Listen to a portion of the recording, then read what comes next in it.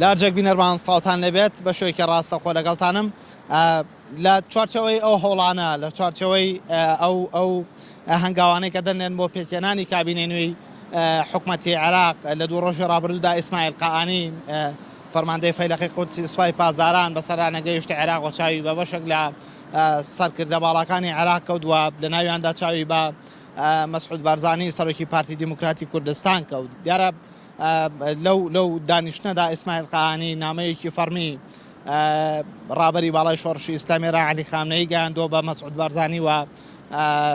بازەوە دەکرێت لە دانیشتنەکەدا ئیسماعیل قەعانی بەڕوونی بە بارزانی وتوەکە ئەوان وەکو ئێران حکوماری ئیسلامی ئێران لەگەڵەوە دانین کە حکومەتی زۆرینە لە عێراقدا پێک بهێندەوە پێکێنانی حکومەتی زۆرینە بە واتای پراوێزخستنی بەشێک لە هێزوو لایەنە سیاسەکانی تر دێکە زیاتر مەبەستی ئەوان چوارچەوەی هەماهەنگی شێعی بووە و لە کۆبوونەوەکەدا باز لەوە کراوە کە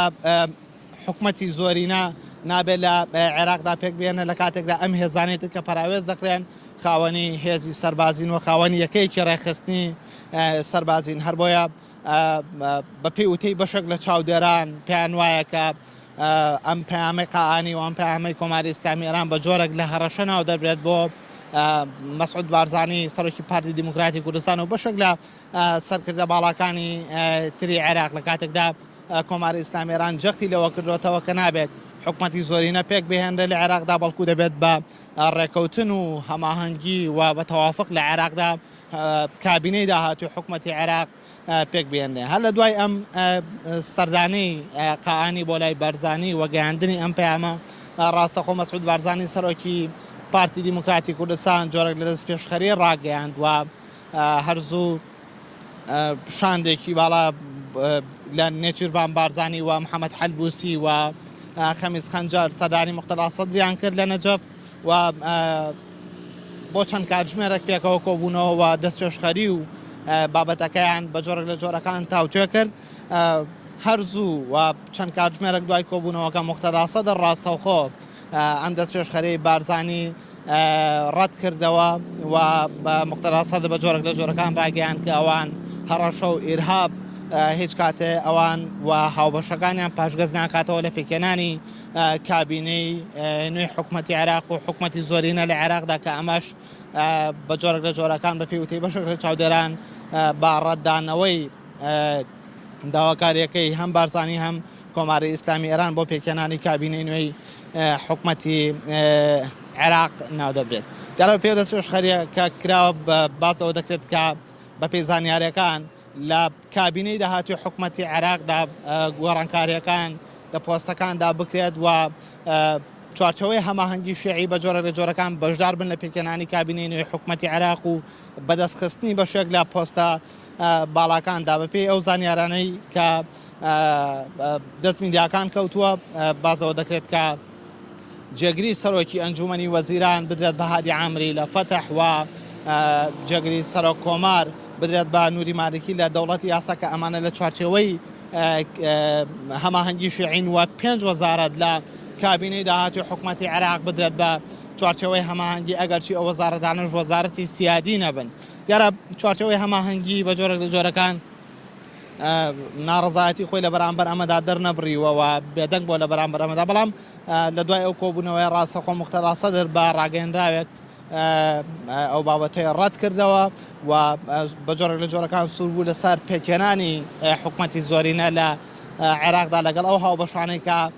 جۆرێک لە هاوپەیمانەتیان پێکێناوە دیارە لە درەنگانێکی شەودا خەمیس خەنجەر لە عەزم ڕاگەیەنراوێکی بڵاو کردەوە دیار لەو ڕاگەیەنداوەدا باسی لەوە کرد کە مختەلا سەدر بە جۆرێک لە جۆرەکان ڕازی بووە لەسەر ئەو دەست پێشخەریە کە ئەمەش بە پێوتەی چاودێران دۆخی سیاسی عێراق و هەنگاوەکان بۆ پێکێنانی کابینەی نوێی حکومەتی عێراق گۆڕانکاری ئەو تۆیان بەسەردێ و دۆخی عێراق و دۆخی سیاسی عێراق بە جۆرێکی تر دەچێتە قۆناغێکی ترەوە کە بەشێک لە چاودێران چاوەڕێ دەکەن کە هەنگاوەکانی داهاتووی مختەلا سەدر یاخود هەنگاوەکانی داهاتووی چوارچەوەی هەماهەنگی شێعی بۆ پێکێنانی کابینەی نوێی حکومەتی عێراق چۆن دەبێت دیارە لە سەروبەندی کۆبوونەوەکان و هەوڵەکان بۆ پێکێنانی کابینێنی حکوومەتی عێراق و وەرگرتنی ئیستحقاقەکان بۆ هەر لایەنێک هەر دوێنێ ئەنجومەنی سەرکردایەتی یەکێتی نیشتیمانی کوردستان بە بەشداری دکتۆر بەرە محمەد ساڵح سەرۆک کۆماری عێراق و کاندیدی فەرمی یەکێتی نیشتیمانی کوردستان بۆ سەرۆک کۆماری نوێی عێراق لە شاری سلێمانی کۆبوونەوەی خۆی ئەنجامدا لە دوای چەند کاتژمێرێک بەپێی زانیاریەکان کە دەستی شارپرێس کەوتووە لە کۆبوونەوەکەدا جەخت لەسەرەوە کراوەتەوە کە یەکێتی نیشتیمانی کوردستان سوور دەبێت لەسەر هەڵوەستەکانی خۆی بۆ پێکێنانی کابینی نوێی حکوومەتی عێراق و سوور دەبێت لەسەر وەرگرتنی پشکی سەرۆک کۆمار لە کاتێکدا ئەمە پشکی کورد بۆەوە لە ڕابردوودا یەکێتی نیشتیمانی کوردستان خاوەندارێتی ئەم پۆستەی کردووە. یەکێتی نیشتیمانی کوردستان پێی زانیاریەکان